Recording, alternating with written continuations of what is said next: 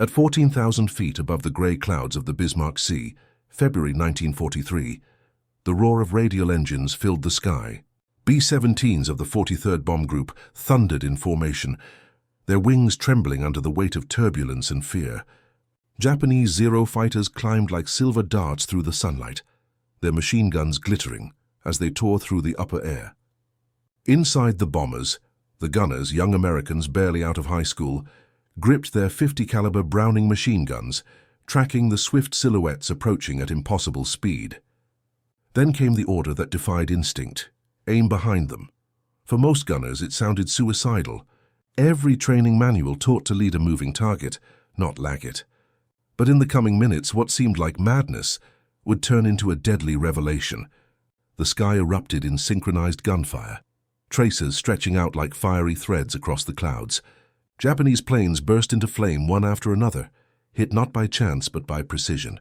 The new method doubled the kill rate in a single engagement, stunning commanders and engineers alike. The strange order had its roots in hard mathematics and tragedy. For months, American bomber crews had been bleeding men and machines to agile Japanese interceptors. The Zero's lightweight frame and tight turning radius allowed it to dart around the heavier B-17s with ease. Reports from returning bombers were grim. Tail gunners had fired hundreds of rounds with few results. One squadron logged 3,000 rounds for every confirmed kill. It wasn't cowardice or inaccuracy, it was physics misunderstood at 250 miles per hour. In early 1943, Army Air Forces engineers began poring over gunnery footage and mission logs.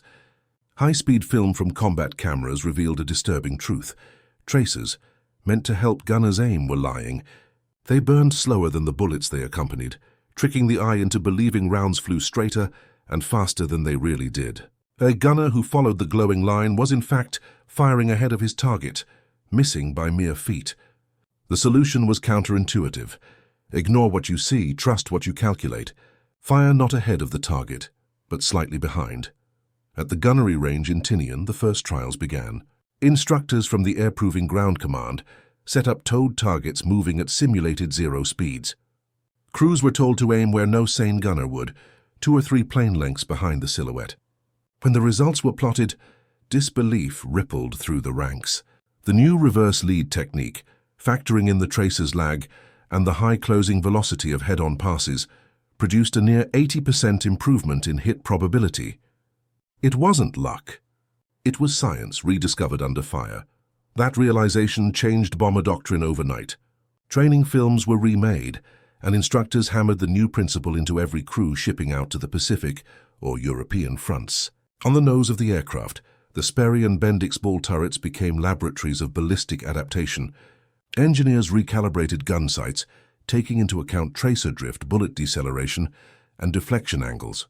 For the first time, computation and intuition collided inside a glass bubble at 20,000 feet. Meanwhile, in combat zones, veterans who survived earlier missions struggled to trust the new method. It felt wrong, one gunner later recalled in a post-war interview. You could see him there, right in your sights, and your instinct screamed to lead him.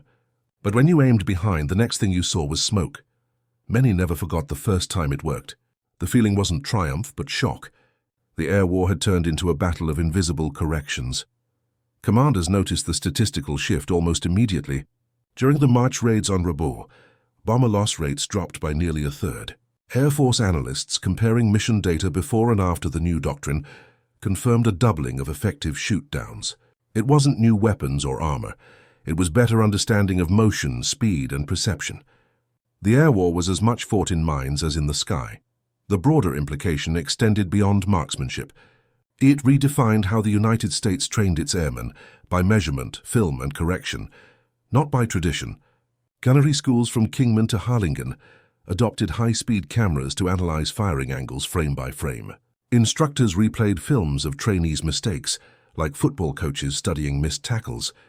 The enemy, once thought to possess superhuman agility, was being brought down by math and method. At the same time, the Japanese command, unaware of the American adjustment, began to notice their losses mounting. Reports from Zero squadrons over the Solomons and New Guinea described bombers suddenly shooting with uncanny precision, as if predicting maneuvers mid-air.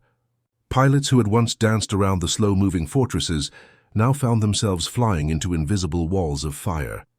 The Americans hadn't become better pilots, they had become better scientists.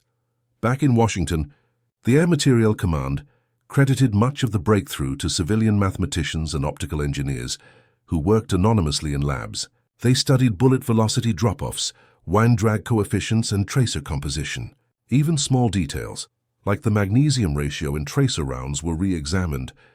By altering chemical formulas, the tracer's brightness and burn time were fine-tuned to more accurately represent bullet flight paths. It was proof that even in the bloodiest air war, chemistry and geometry could decide life or death. By mid-1944, the lesson had spread across the Allied front. American tail gunners defending B-24s over the Marianas, B-25s in Burma, and even Royal Air Force crews over France began using the revised technique. Training pamphlets titled "Deflection: The Science of Air Victory" circulated through the ranks. It taught soldiers to distrust instinct and obey the physics of pursuit. The gunners became extensions of equations, human calculators encased in aluminum. The result was chilling efficiency.